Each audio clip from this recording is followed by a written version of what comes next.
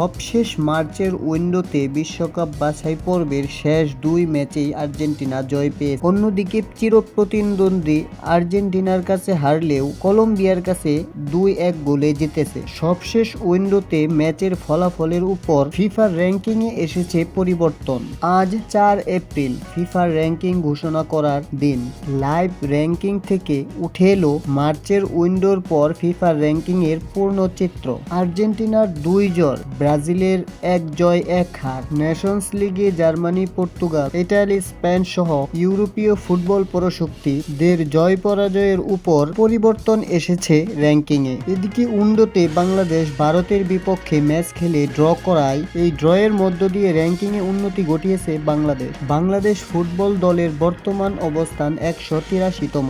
2 ধাপ এগিয়েছে বাংলাদেশ ফুটবল দল। এদিকে ফিফার নতুন র্যাঙ্কিংয়ে যথারীতিভাবে সবার উপরে অবস্থান করছে আর্জেন্টিনা। 3 বারের বিশ্ব চ্যাম্পিয়নরা মার্চের 2 জয় থেকে অর্জন করেছে 18 পয়েন্ট, যার ফলে আর্জেন্টিনার রেটিং দাঁড়িয়েছে 1886।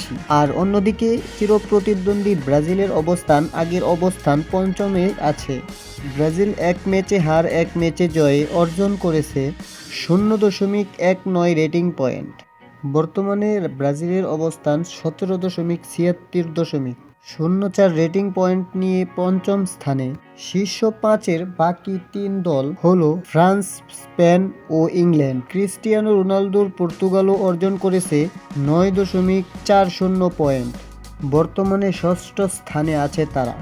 দীর্ঘদিন পর শীর্ষ 10-এ নিজেদের জায়গা করে নিল 4 বারের বিশ্ব চ্যাম্পিয়ন জার্মানি। 1717 রেটিং পয়েন্ট নিয়ে তারা রয়েছে 10 নম্বরে। ফিফার প্রকাশিত বাকি 10 র্যাঙ্কিংয়ের 10 নম্বর পর্যন্ত বাকি যেই দলগুলো রয়েছে তারা হলো Argentina, Spain, France, England, Brazil, Netherland, Portugal, Belgium, Italy এবং সর্বশেষ 10 নম্বরে রয়েছে জার্মানি। বাংলাদেশের বিপক্ষে ড্র করে র্যাঙ্কিংয়ে পিছালো ভারত। তারা রয়েছে র্যাঙ্কিংয়ের 127তম র্যাঙ্কিং। তো আমাদের এই ভিডিওটা যদি ভালো লাগে অবশ্যই আমাদের এই চ্যানেলটি সাবস্ক্রাইব করুন, একটি লাইক দিন এবং পাশে থাকা বেল আইকনটিতে ক্লিক করতে ভুলবেন না। থ্যাংক ইউ, আল্লাহ হাফেজ।